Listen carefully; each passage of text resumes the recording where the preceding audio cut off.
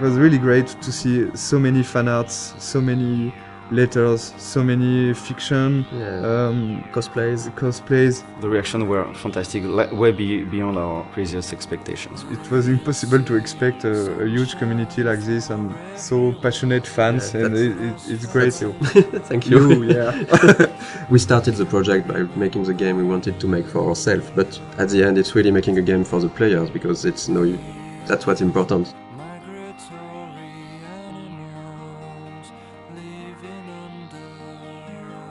So welcome to the dev commentary of Life is Strange. We're really happy to be there and talk about the game. Thank you for watching. Thanks. I'm Raoul Barbet, one of the co-game director of the game. And I'm Michel Cor, the other co-game director of the game. We are two game directors working on one project, so it's really interesting to work that way. It can be hard sometimes, but I think it's a really interesting creative process, because we can challenge each other on a lot of aspects and find out always the better solution for what's best for the game. If only Michel or Raoul was directing the game would have been really different. They both know how to make a game. Like they're not stuck in their field of expertise. They know a lot of things about each department, and they had this direct contact with the teams. I'm more from the audiovisual and movie scene, so I was in charge of all the cameras with the camera team. I work a lot with the sound design team also, with the music. And myself, since I'm from an illustration background, my specialties were more on the art direction, and later, for this game, I'm starting to work way more with the narrative team and the voice recording sessions. It was cool because they had a similar vision for the game, so we didn't have a yes from one and a no from the other. Actually, Michel and Raoul are in the game when you think about it, because there are two game directors, so we have a contraction which is Michel. But if you put it the other way around, it's Raoul and Michel, so it's Rachel. And I'm pretty sure they did it on purpose. The idea behind the game was because both of us worked on Remember Me, and there were some sequences in this game called Memory Remixes. And one of the founders, Hervé Bonin, asked this small core team to think about a game with this kind of mechanism. Very quickly came the episodic adventure game, because we wanted really to do something like that. There is really a lot of good ways interactive ways to tell stories. On an episodic format, you have to make a lot of choice for episode 1, because you won't be able to change after. A lot of assets have to be there in episode 1. Yeah. So the menu is one of those assets. It was interesting because there was a lot of variations. We did a lot of tries of what we wanted to show in this menu. The idea was really to basically show the most important locations of the game. So we can see the Blackwell Academy on the top right, we can see the lighthouse, we can see the town of Arcadia Bay. We were really trying to give a sense of location and just showing like the game world with the menu. We really wanted to make the player feel that all areas are connected, and the menu is a great way to do that. One of the main importance for us for the game was to have a peaceful game with this sense of you can take your time, and we wanted to reflect that from the menu, so we worked on those small wind effects and the leaves that are going around and the nice and soft music. It was just when you start the game you should feel quite at peace and comfortable. And even when the menu evolves in each episode, there is some small details that are changing. Like for the menu for episode 4, you have the beach whaled. That's this kind of details we wanted to just add with the variations of the menu. The game takes place in Oregon, in the Pacific Northwest, in the United States. When I went back there on vacations, I've seen a lot of places that really looks like what we did in the game. So I guess it was a really big job of references to be sure that everything was correct, but it's also something that's really exciting about making a game, that you have to look at everything and to reproduce reality, and with of course our own lens and stylizations, but we really wanted this to feel like being in Oregon. Sometimes people ask us if we choose to have a game in the United States for marketing, for selling the game. We knew that we were fans of like TV shows like Twin Peaks or X-Files. They have those trees and the Pacific Northwest feeling. I think they are a great example of a small community thinking that everybody know each other and everybody is happy, but when you put something inside this community, it could be something supernatural. You discover a lot more. And it's really a way to shift things around and to bring chaos and interesting variations on the characters. And in the end, Life is Strange is really a game and a story about the characters, about their lives. It's not a story about the sci-fi elements. The sci-fi elements are just, for us, they were just here to make things interesting.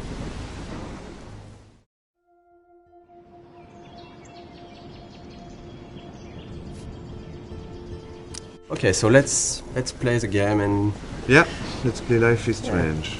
Yeah. So this is the very beginning of the game. I think this is one of the very difficult sequences of the beginning of the production, because this is the first time the player will see what the game looks like and will be inside the story. So we got a lot of discussion about this one and a lot of discussion about the shots, how we are going to present Max's character. The important, as this is a video game, is the player to know where he has to go and the objective of each scene. This scene is a link to the end of the game, of course, and it's also to close the loop and begin with this scene. And when you know the end of the game was something we really wanted to have, so we can see all the FX, and we've got one FX artist, very talented, Thomas. Here you can see a lot of his work, all the particles, the tornado. We took a lot of time to work on this tornado, because when you're working on an episodic game, it's important to still hook the player from episode 1. So that's the kind of discussion we had about the rhythm, to when should we put something that has a bit more impact and that feels something that shows the player that there is something bigger. So this introduction was a bit like that. We wanted in Life is Strange the player to always know what Max is knowing and to just be with her. At this moment, Max doesn't know where she is and the player doesn't know it either.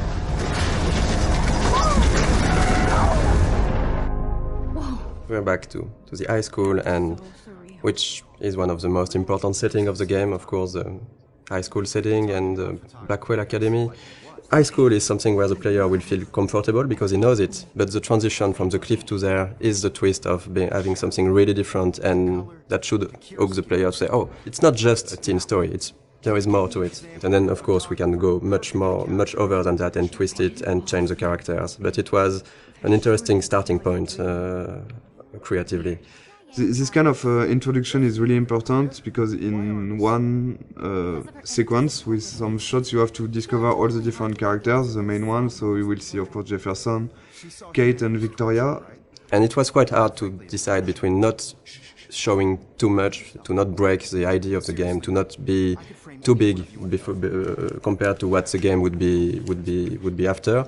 There is a lot of themes of big ideas on the game, and of course photography is one of it, because photography is still a way to look back to the past. It's linked to the theme of rewind and time manipulation and nostalgia, and that's one of the reasons why Max came back to Arcadia Bay to attend this photography class.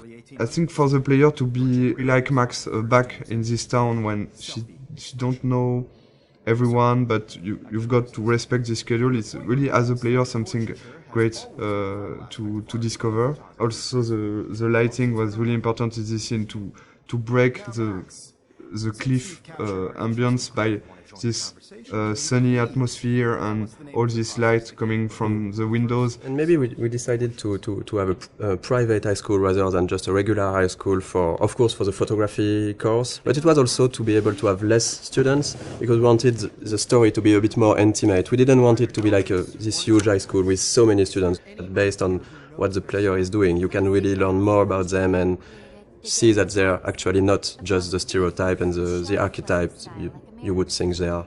This is still a perfect example of how episodic is hard, because if you look closely at this poster, there is a mistake on it. It says that the exhibition takes place in the De Jong Museum of Art, when actually it's not that in episode 5, it's the Zeitgeist Gallery. We have a really great community, so thank you guys. And people found out this mistake, and yes, it is a mistake. It's when in episode 5 we found out that it couldn't be a museum, it was too big, so it has to be an art gallery, so we changed the name, and yes, there is a mistake like this in episode 1. How cute I looked yet. I was about to. Welcome to the real world. We really wanted to have this feeling of being part of a whole high school. So it means a lot of people, it means bullying, it means difficulties when you're a teenager in this kind of world. And showing the different cliques and different kind of teenager. I think a lot of players love this introduction. The use of music here is really important. Is as Max feels insecure in this atmosphere, we wanted her to isolate, and the music is a great way of isolate yourself when you just want to be on your own. And so since the beginning of the game we were working with licensed tracks, licensed music. We test when we are testing and prototype some scenes, we put some licensed tracks from artists we love, and Scene Matters was one of them. And when we asked Jonathan Morali, who is the lead of Scene Matters, if it's possible to use his music, he's a gamer, so it was really happy to have this new experience, and for us it's just incredible to work with him.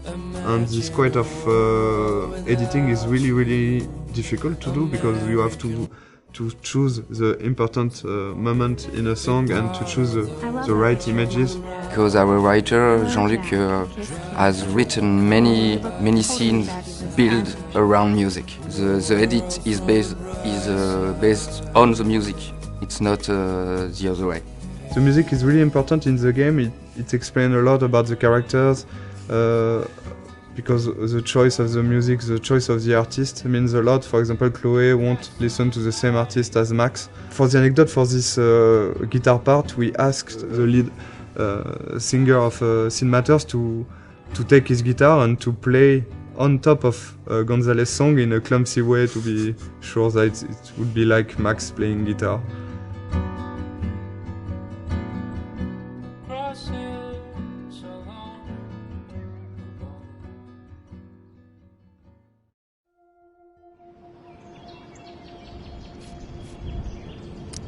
Okay, so the objective of this scene was to go into the bathroom.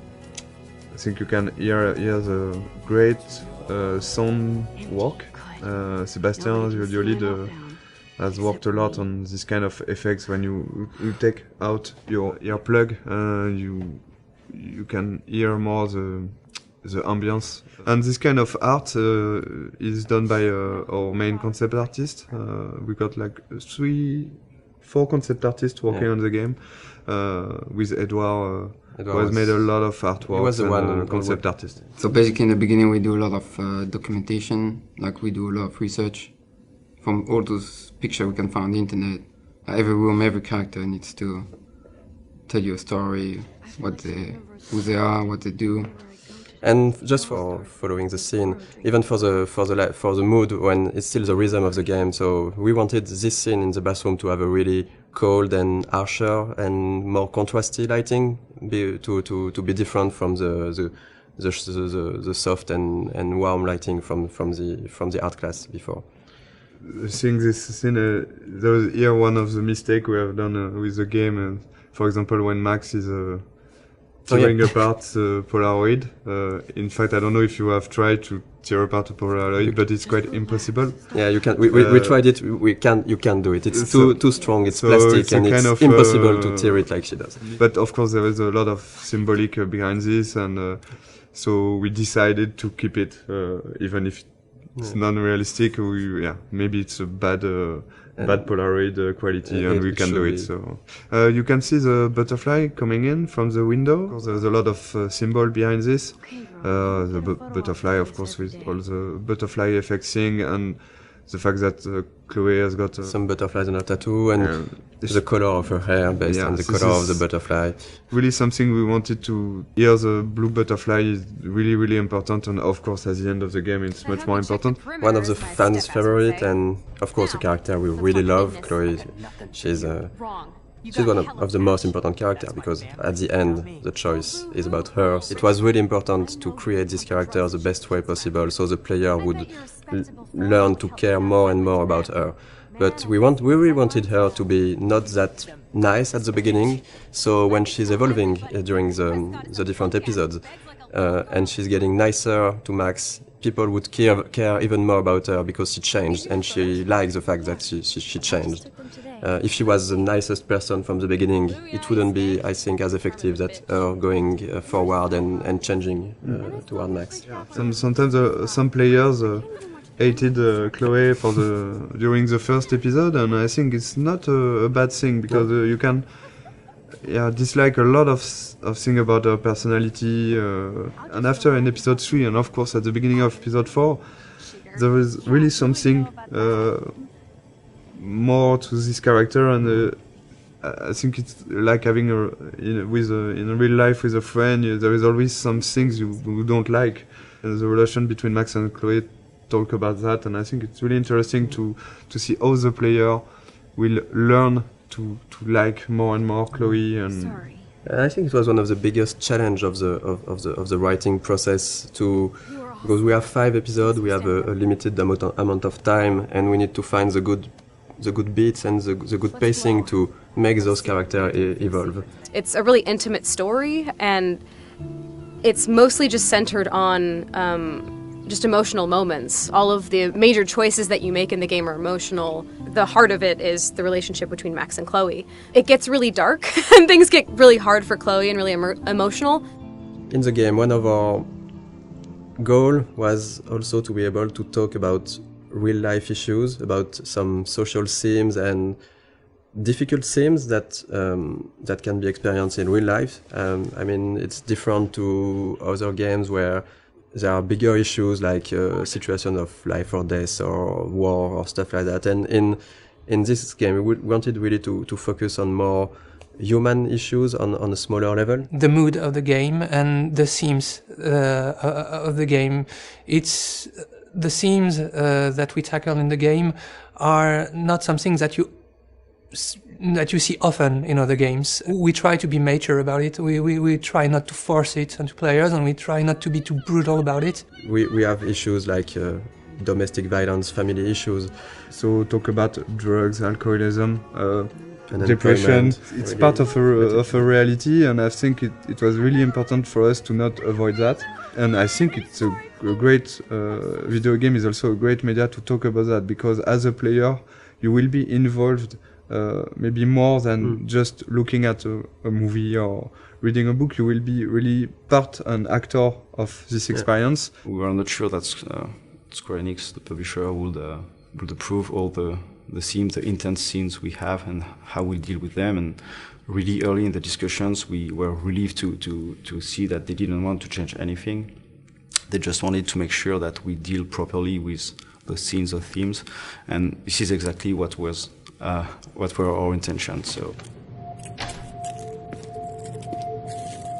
it's again a key scene for episode 1. It's the first time you see Nathan and Chloe. First scene with the character is really, really important. We got a lot of information to give to the player. And we needed to show that Nathan was quite a troubled child, a teenager, I mean. So this is him talking to himself at the beginning. We had to fine-tune and to find the good words to use. Then we see Chloe for the first time. We have to show what's her character. So she's direct and a bit pushy to Nathan. We need still to understand what's happening. So they're talking about money, about drugs. We had to find the right hints to give to explain things. So we don't want to lose the player.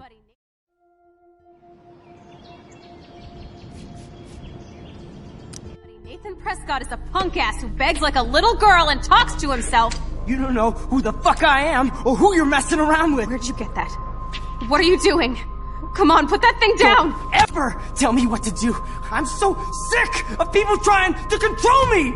You are going to get in hella more trouble for this than drugs. This scene, this is the starting point of Max discovering that she has this weird power, because basically this adrenaline rush and looking at Chloe getting shot, that's how she can trigger that for the first time, and she don't know really why, but that's the seriousness of the situation. Then you'll go back in the art class. So we really tried on this scene to show the déjà vu feeling. So the editing and the shots were there to give this weird feeling to the player that, okay, I'm living that again and again, looking at the different moments that the player saw the first time in this scene. So yeah, for the editing in this sequence, we wanted to keep the same elements, but not necessarily the same shots. You can see that first 3 shots are the same, I think, and after we begin to change a little the point of view, so you understand that there are the same events going on, but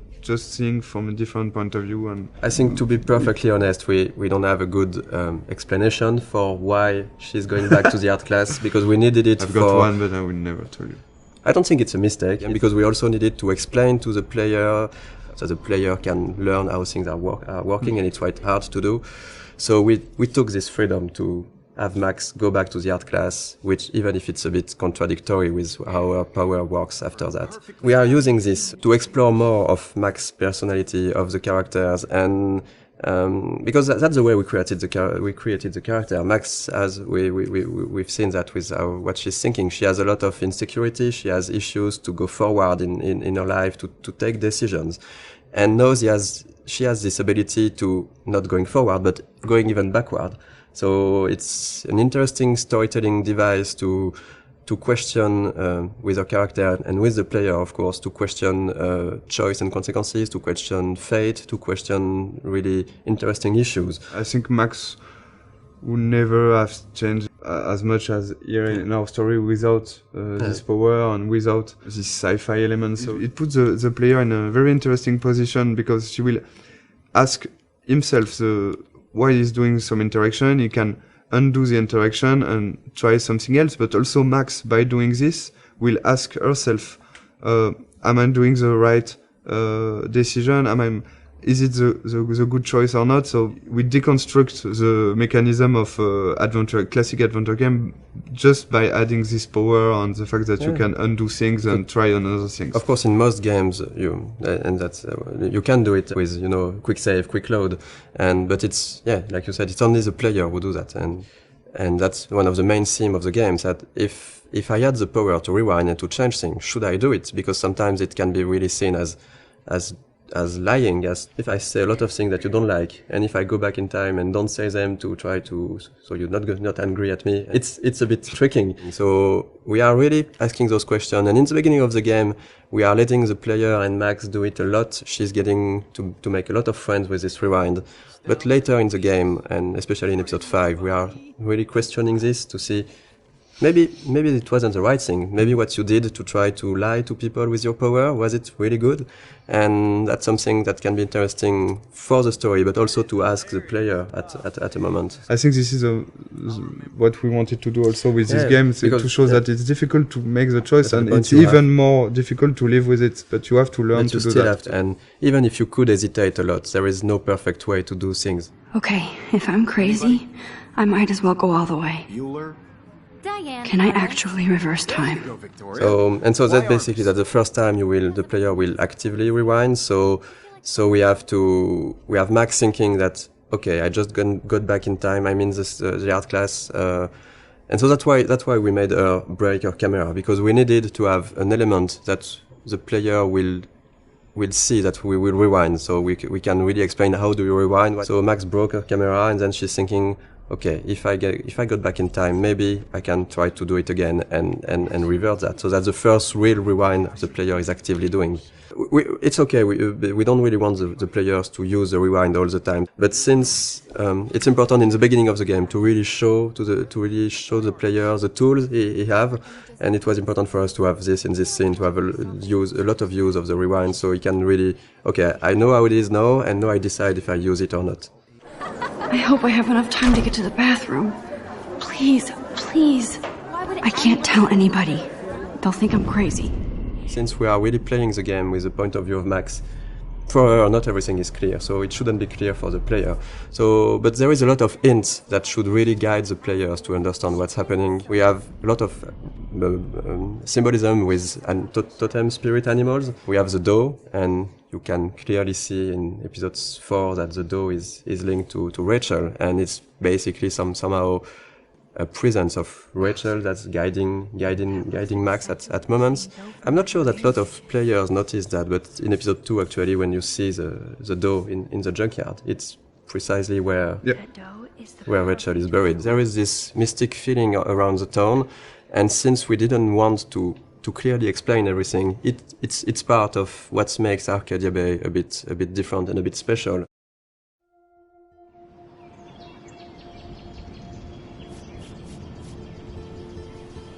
So yeah, we're going to play a bit of the junkyard scene. Yes, so it's we love the junkyard scene because a lot of different elements, but the first one I think is the environment. I think the environment artists have made something incredible here. For Life is Strange, we really wanted to have a stylized rendering. We didn't want it to be realistic, or so every texture has been hand painted to give this impressionistic feeling. And I think in the junkyard it's really interesting because there is so many details that's where this kind of simpler texture are working well. Because if this scene was overly detailed with cracks in the rust and everything, it would become really noisy to look at. We did a lot of work on the lighting effects and the atmosphere, so it was really important for us to capture this morning feeling with very, very cold colors in the fog, but a slightly warm sun that just bring some soft and warm feeling to the scene. This scene is also a good example of what we want to do in terms of environmental storytelling. We've got a lot of different objects who are there and who has their own story. And Okay, let's do this. Can you find 5 bottles while I prep the shooting range? Beer and guns? Nice combo. You can handle it. Now go find us 5 bottles. This is one of the best puzzles of the game, I think. Yeah, I think it is. I think it's mostly the final bottle that was really hard to find, and we did a mistake on it because it was maybe too well hidden. Our goal for this was just to allow the player to push the player to visit the place while looking for those bottles, because there is a lot of interesting things to discover. Basically, the junkyard is where Chloe brought Max to try her power, but it's also where Chloe and Rachel were hanging out together before Rachel disappeared.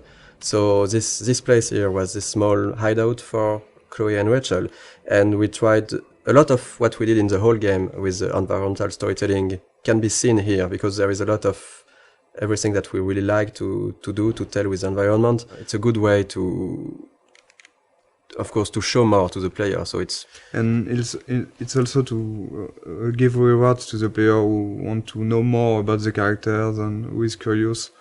Because you can do this whole scene without looking at every details, but there is some hidden stuff. This one is harder to find. I think that not every player find it.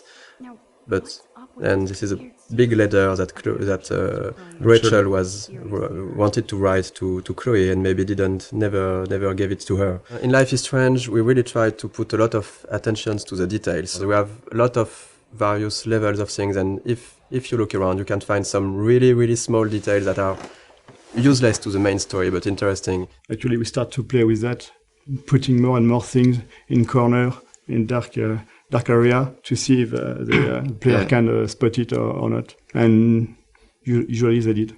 There's a noticed things that we thought they could not notice, like on a shirt. We have letters that when you put in the right order, it says no fucks given, and they noticed.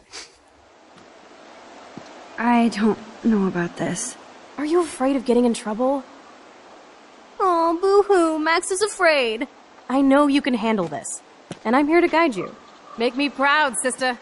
Life is Strange is a game about choice and consequences. So we have a lot of choice you can make in the game, which will have consequences later on in the same episode or in the other episode.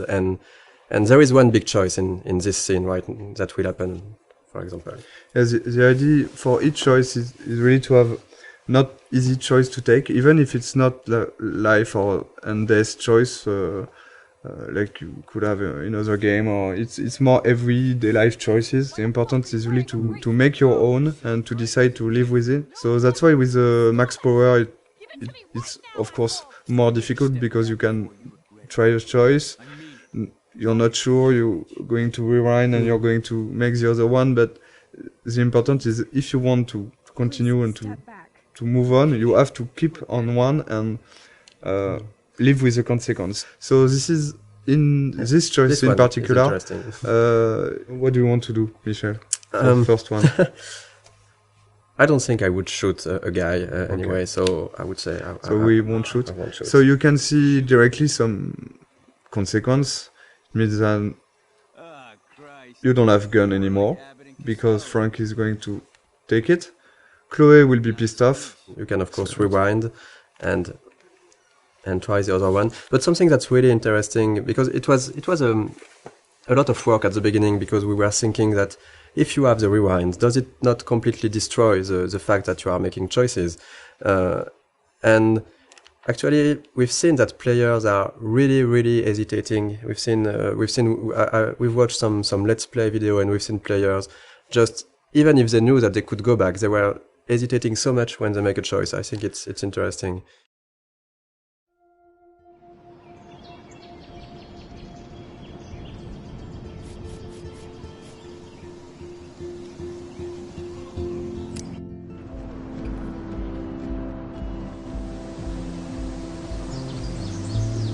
Here will be out of the campus for the first time for the player. So this is the first time the player will be able to use his power when he wants. He can do before, but there was no so many interaction and puzzles. Here there was we really wanted to have a lot of different things to do, talk with people, use the power just to see fun stuff. But we use this kind of environment for the players who like to take their time and just to talk to characters, to look around. It really gives a sense of presence to Max, to the world. The important aspect of the game is really to give some rewards to the player who want to do that and want to take his time.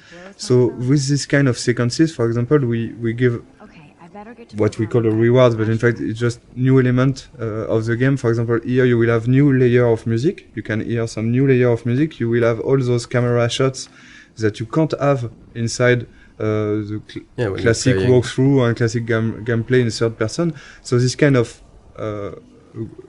beautiful shots you have only because you have chosen to take your time and to sit on the fountain. So the music, the shots, and of course the voiceover of Max also at the beginning. We hear what Max is thinking just here. So this kind of rewards will push, we think, the player to do that again and again. So this is really something we wanted to have. In this game, it's always feeling a bit like what Max is feeling, and it was we really wanted to focus on those moments. It was really capturing the moment when you can really take your time to reflect on yourself, and that's what Max is doing in those scenes. That's something that not a lot of games are doing, to let the player take his time, because in a lot of games it's just like you need to go forward, you need to go to this checkpoint, you need to do this and this. Since the beginning we wanted the rewind to be a tool that the player can use when he wants, where he wants. It won't be scripted rewind sequence, for example. On a technical point of view, you have to record all the different things that happens in the scene. Since you can rewind time, you can basically be at any part of the scene at any moment you like. Designing puzzles with the rewind was very hard. When you think it's done, you think you've seen everything about it, you think the situation is in place and it's going to be working well, there's always this tiny little thing that's fucking it up. Those elements are not really deterministic, so when you rewind, you're not sure that you will be able to restore the particle system in the same state. Seriously, do not forget I need those papers before tonight. Like now. Thanks, Sherry. And this is the dormitories. This is also something that was interesting for us, is to talk about dorm life. We wanted to use this setting because we can really talk about social issues, like the girls have their room. Do you really like the people who live next to you? How the relationship are working inside the dormitory? Like right now, it's interesting if you have different music that can come from the different rooms. It's a really interesting setting to set up a lot of characters easily. Here the idea is really to again have this believable universe of the students. We have to focus on what we want to tell and what we want to develop. In each episode, Alyssa is getting hit or in danger by something, and you can decide or not to use the rewind power to warn her and to get her out of trouble. And again, I think it's links to also the Kate story and this kind of stuff. It's not just here to have fun. It's also to talk about those difficulties you can have when you could be someone like Alyssa and having these kind of problems. And it's always a way to find the little details and little elements that will bring more to the characters, how we are defining them, without sometimes telling too much. So this is the same actress as Chloe. Yeah, the two main actresses who are playing Max and Chloe did also the other students, and so there is some of Chloe inside each one of them. You can see Max and Chloe here. The body animation is done in motion capture on this project. We've done a lot of shooting in motion capture with French companies. The two main, so Max and Chloe, like for the voice actor, in fact, they are always played by the same actress. Serena and Gabrielle. So all the body language and the body animation you will see in the game are done by them. And so in each scene we discuss about the scene with them, and they add some. Both of them, they have given something to the character, even for Max, because Serena was a bit shy at the beginning of the project, and at the end of the project she was different, and we can see the evolution of Max inside her acting. So Who did you tell? The principal. But he didn't seem to believe me. The principal? Are you still 12? That drunk jackass only cares about cash for Blackwell Academy. Don't trust him. I didn't mention you at all. This is the first time we will really see the Max universe by discovering her room. So let's go inside. It was a really important scene for us because you're playing as Max in the game, so you already start to know some about her with what happened before in episode 1.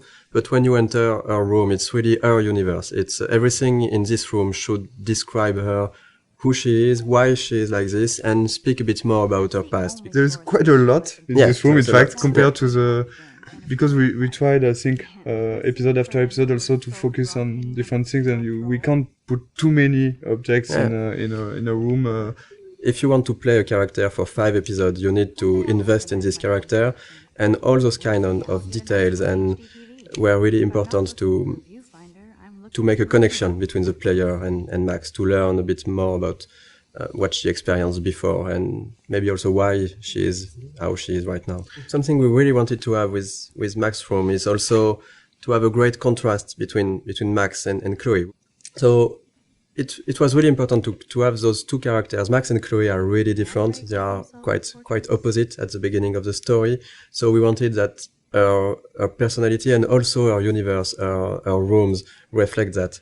And we took for Max this sort of softer colors. We have the pink in, I think our bed cover is really, really soft. You have the small cushions with the flowers, the teddy bear. We've got a lot of different environments in the game, but we wanted really to be able to revisit the environments and to have other scenes taking place in the same environments, but telling different stories and telling different sequences. So, for example, in this room, when you go back here in the house, in the alternate reality, we will find an empty room of an empty Chloe room, and you have been here so many times before the episode 4 with Chloe, having fun with Chloe, listening to music. Going back here without anything, you will directly see what you've lost and what this another reality means for Chloe and for you. Max, try to find the light for the pool. I want to see the sharks. Otters don't like sharks. They'd bite. So do I.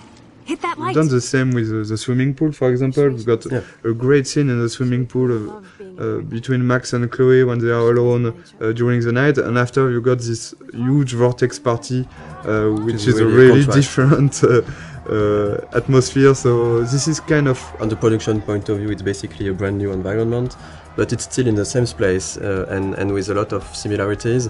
So it's really important to show. It was important for us to show the changes that Max can create with her power and the changes to the characters and to the world.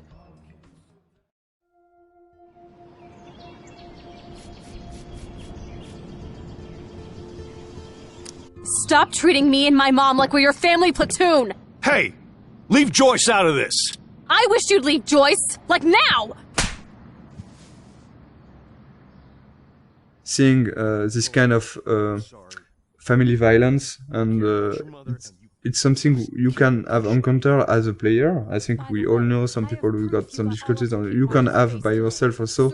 Here, the choice you're going to take will have consequences on the relation between Max and Chloe, but also on her father.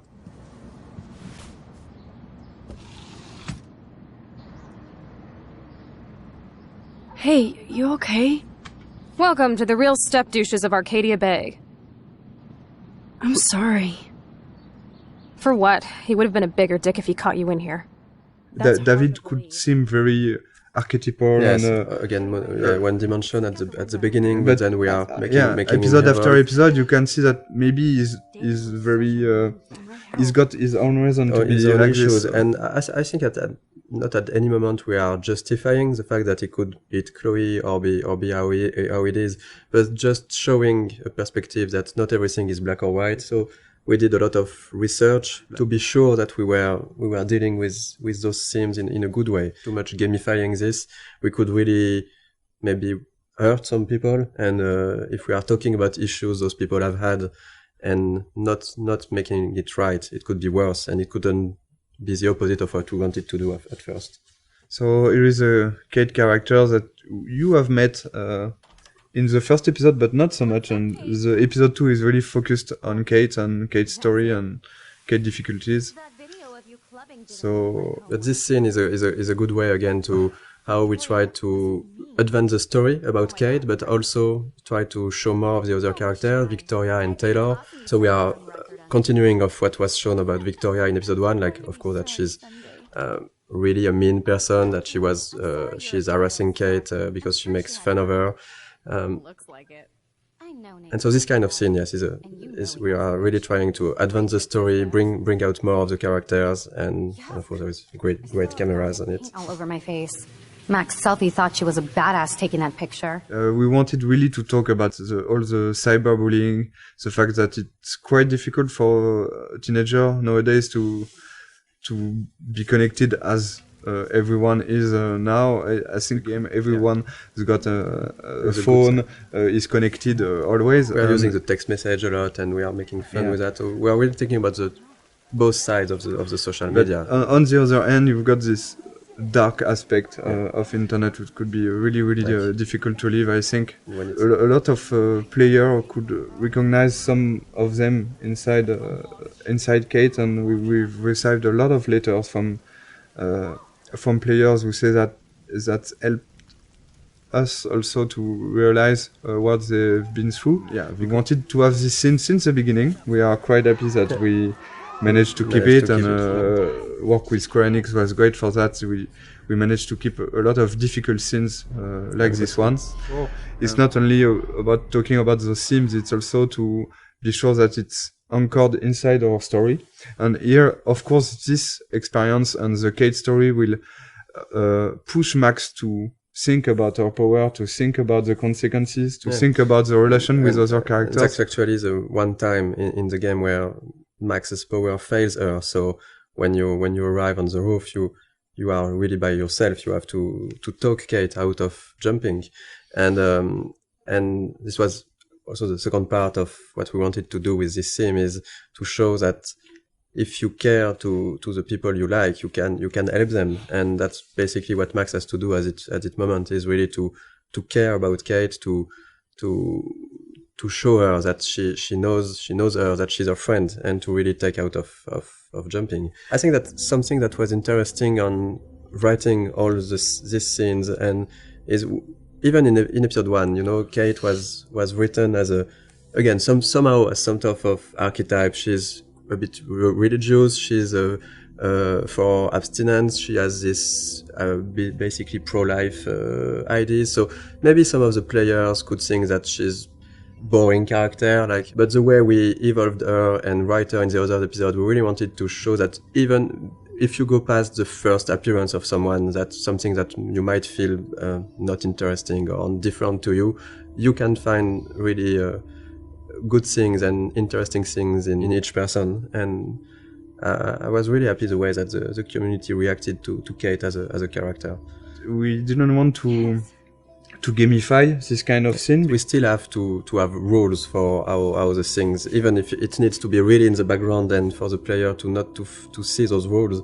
But in the end, we still need to create the scene with the scripting and a way to make it work. So it was really hard to find the good balance to make it feel the more transparent as possible for the player, and just find a good way to have the feeling that it's really a dialogue between Max and Kate. And it was a really hard one to write. There is a lot of branches, there's a lot of variations, and I think even in the voice recording it took a really long time. Yeah. It was one full session just for Hannah and Diane, who plays Kate. It was really important for us to keep this going after in the other episode, and not just we have done the scene and so no, we go to the following of the game. I'm going to be here for another day until my family comes out to visit. How are they treating you? Like they need to protect me forever. They're so upset, and I know they feel guilty even though they didn't do anything. I was surprised how many we wanted from to talk about this theme of euthanasia, but to find a way to talk about it that would be respectful for any sort of position. Because it was really important to not try to say this is right, this is wrong, and to let the player really see how he wants to play this scene at this moment based on what he felt for the situations, for Chloe, for her parents and everything. And that was that was not easy to find this balance when doing that. And again, it's because it's interactive and it's a video game that this scene is so strong, I think.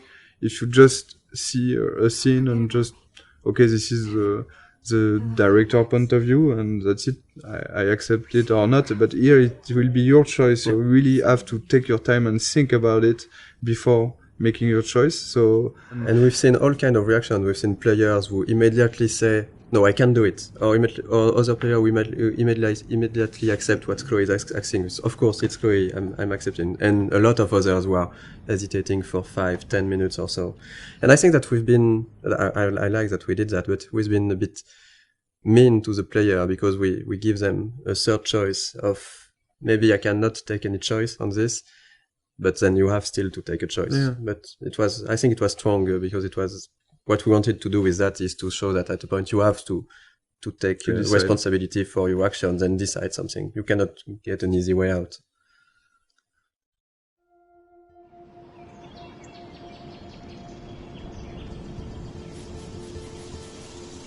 We took a lot of photographs, even some of the no weapons, the no bullying, no weapon. Yeah. We took photographs in some high school in.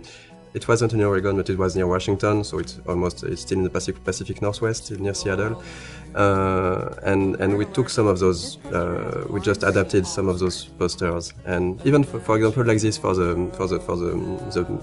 map, we did a lot of research, finding real maps of real buildings and trying to be quite precise with the scale, the layout, the locations, because we really wanted everything to feel genuine and to. Sometimes you can go really wrong in a game if you just start to forget about the scale and the detail. So we really wanted to have things right, like having this kind of fire hose at this place. And since the game takes place in October, and we are in the US, there is already a lot of Halloween decorations and stuff like that. We wanted to have the game at the anchor in reality, but also we of course, we have a lot of references. We are huge fan of some TV shows, of books, of movies, and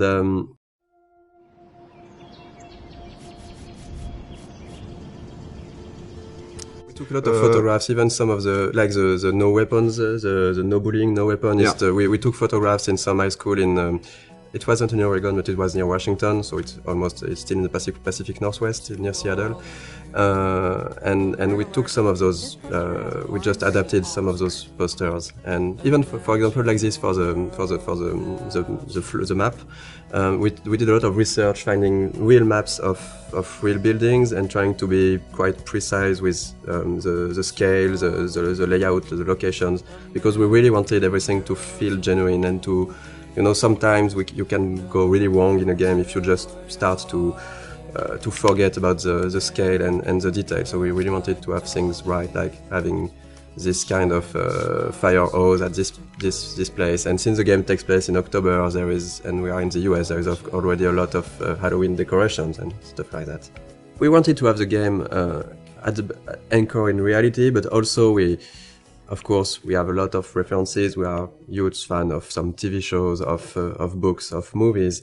And I think that in Life is Strange, the setting was really good to have a lot of those Easter eggs that will speak to the players and put the game into a pop culture reality. So there is a lot of stuff that is scattered around the game. If you look at every license plate in the game, you'll see that the letters, they are meaning some. In episode 1 is titles of TV shows that somehow we liked or that were somehow inspiration in some part for the game. In episode 2, it's movies. In the dormitories, you have the room which Red Rum. Someone wrote Red Rum on the slate. It's the number of the room in Shining. Yes, and so it shows that we love us as developers the movie, but also that the characters in the game, of course, know about this movie because it exists in their real world and they are making jokes about it. We knew that we had to hire an American scriptwriter. We sent some tests to few writers that were recommended and we knew. And Christian Devine, we had a Skype with Christian. After maybe 2 minutes, we all knew that it was going to be him. I had this kind of vision of him in the office, working with us. Since we've chosen him, he was at 100% and even 200% in the project. With us, he completely understood what we want to do with the characters and with the story and with the different themes we wanted to talk about. During the motion capture session, we asked the actor and the actress to. When they meet, Max and Warren meet the first time here on the parking lot, we asked them, they were trying to kiss themselves, but you can't do that in the United States. In fact, as French, we were thinking that, it's cool, they are going to kiss themselves. Warren tried to kiss Max, but kiss Max on the cheek. We've never done that, so we changed after a discussion with a writer and a lot of friends.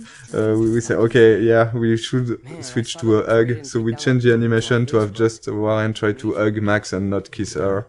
And this is a kind of mistake we can do as French people. So we have to be very careful about that. And it was really good because in France you can. In say France, hello by kissing a girl like this, by just having a peek on the cheek, and not in the US. And this is the kind of stuff where having an American writer was really needed. We made some other mistakes, like on this parking at the beginning we had the parking spots which were really small, and Christian said to us that this is not American parking spots. In the US you have large parking spots because we have big cars, so we changed that. And we did that for various things, like sometimes a sign were not at the right position or something that was not perfectly true to reality. So, Chloe's house. This is the very, very first scene we've made for the game. So this is really the scene that we have modified a lot to create Life is Strange. This is also the scene with which we sold the game to Square Enix. That's the scene we showed to publisher. The first time I tried the game, it was the Chloe's room, a really early prototype, and it felt fantastic to play it. I was literally smiling while playing it because the scene was working really great already. Even though The environment, the characters were not final. It was really good to play. And we decided to use this scene because there is every mechanism is here, but there's also a scene that shows really what Life is Strange is, because it's a story about those two girls trying to reconnect. We had the two main characters. We had strong issues with what happened with David later. So we have the environmental storytelling when you're visiting a different part of the house. We have Zen sequence. It had the feeling that we really wanted to push for the game. This slow-paced, nostalgic feeling. I think that this scene is really a really good one to show that in episode 1. At the beginning, it wasn't exactly like that. We got different outcomes, and so the scene which is in the game now is really different from the very first prototype. At the very beginning, it was only the arguing with David we have done in motion capture, and I've played with Jean-Luc, so Jean-Luc... You were doing Chloe. Yeah, I was playing Chloe and Jean-Luc was playing... No, I was playing David. And Jean-Luc is a great writer who has written the original story. So we have played all together because we didn't want to... We didn't add the money, in fact, to have a optic motion capture shooting. So we try by ourselves to have animation for the prototype. And the animation is quite ugly. The characters also are the ugly. first version were ugly, and there were at the beginning no textures. We had version with only the grey characters. We were really weird without hair, so we had a hairless Chloe. And I think Max is quite frightening. The smoke and all the FX elements, they are made following the same idea as non-realistic, but like it looks like undrawn smoke a little. But it's really, really beautiful, and our FX artist has made a lot of FX like this. We can see also the wind outside. The wind effects are really beautiful. And we tried to be as close as possible of the concept art. Like, ideally the game, we wanted it to look like some sort of animated concept art. And I think it's really... The 3D environment artist and the concept artist, they did a really great job on that, because if you look at the concept art for this room and the 3D final scene, it's quite pretty close. We have those low detail textures, but this feeling of light but it's a lot of details that we tried everywhere. Even if the lighting, if you look just at the light on the drawer, even on the light, we have this small bending that gives the feeling that the light is hand-painted. So we did a lot of work on everything, on lighting, visual effects, textures, to have this cohesive style. And sometimes the player might not completely notice it, but it still gives this cohesion to the game. Like, for example, for the Chloe's house, how rich Chloe's parents are, so what kind of house they can afford. So this get painted. In concept art, we do like every room, or even the map, the floor map. In Max's rooms, there's a lot of photos on the wall, because she likes to take photos, and you get like the bands, poster of bands, which she like. You have to feel like who they are, and just by looking at the room. Mm-hmm.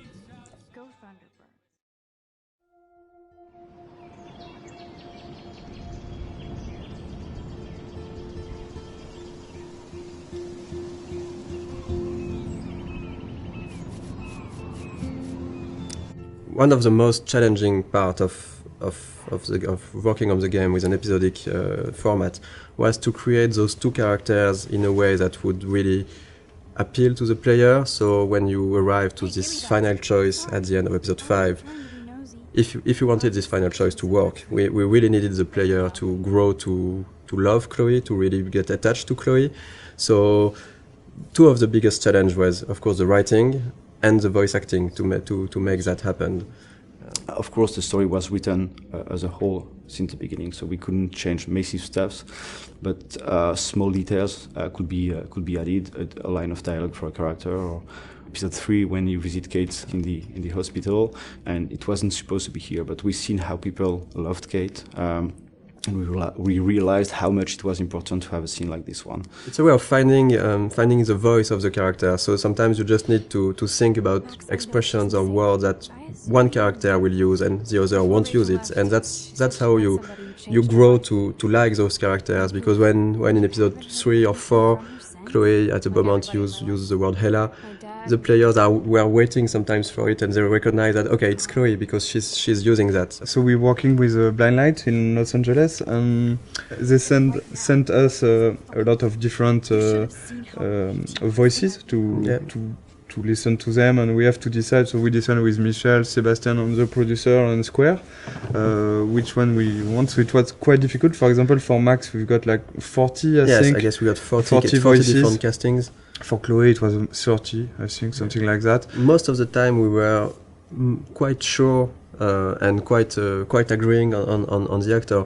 It was really hard for Max because it's always on our mind, like, are we really sure that we are doing the good choice? Because it's so important.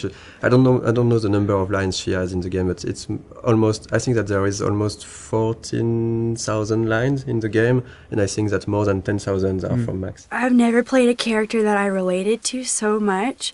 I have a lot of the same issues that she does with her confidence, and so getting to play someone that seemed so similar to me was really an extraordinary experience. I really feel like I'm growing with her. We'll help you. Just let me go. And the fun story is for Jefferson. The guy we chose is Derek Phillips, and after we chose him, I discovered that he was Derek Phillips, and he's actually playing one of the main recurring character in the show Friday Night Lights, which is one of my favorite TV shows. Well, this has just been really fun for me, especially coming from the standpoint where, when I auditioned for the role, I wasn't sure if Jefferson was going to be the bad guy in this. So, you just kind of came in and we would do our voiceover sessions, and he was just a cool teacher. So it was kind of neat to find out about this twist. I mean, I'd kind of heard that might happen, but I didn't know for sure if it would. So it was really, really fun to play with that. So we are really proud and happy to have Anna and Ashley for Max and Chloe. All the voice talents we've worked with were really involved. They've given something unique to those characters, and that's why it has worked also. It's because there is a part of their soul inside their character. For Hannah, for Max, one of the hardest parts is that there is so many lines of inner voices. So it was really important for Hannah to give something great for those, and I think it was quite the case. And for Ashley, one of the really hard part is that there is and for Hannah too, there is a lot of really emotional scenes. I really wanted to sell the moments, and I was putting pressure on myself to make certain moments, like with Rachel, lots of the moments that happen in episode 4. I really wanted them to feel real. And I'm constantly on this roller coaster, so I had to figure out how to harness those feelings so that I could use them to illustrate what Max is going through. I remember during the voice recording session, for example, for the scene where they are discovering Rachel's body, it was really hard, even just for myself, to listen to the scene, and they told me after that they were, both of them were really crying when they were recording this scene. We knew already how we wanted to end each episode, but after we take a lot of time to discuss about how and to think about the editing and the framing, the layout of each scene. The endings of each episode. That was something really important, of course, because it's an episodic game, so the ending is crucial if we want, of course, the player to enjoy the episode and to want to come back for the next episode. So I think we looked a lot at also what can be done in TV series, because with the episodic format we were kind of the same way. At the end of an episode, you want either to bring back some element of the story, so in order to hook the player, or we can use a cliffhanger. And I think that we did both of that, depending on the episode. And right now this is the ending for episode 2. The episode 1 and episode 2 endings are not the same, but it's the idea behind was really to show all the characters of the games, all the main characters, and showing that there is maybe something more going on.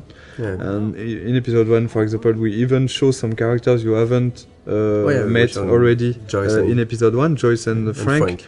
And you will find them back here at the end of episode 2 in small scenes. and we really wanted those in episode 1 and 2 those ends to be like a wide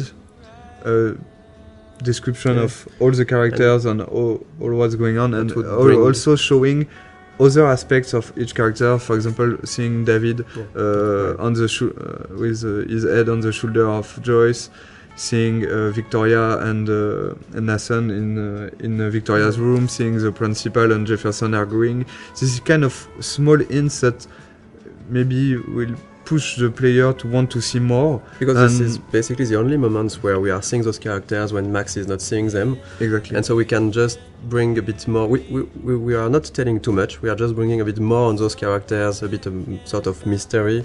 And this goes with the idea that everybody might be hiding something or might be a bit different. Like Victoria here we can see her crying when clearly this was not the way her character would behave before.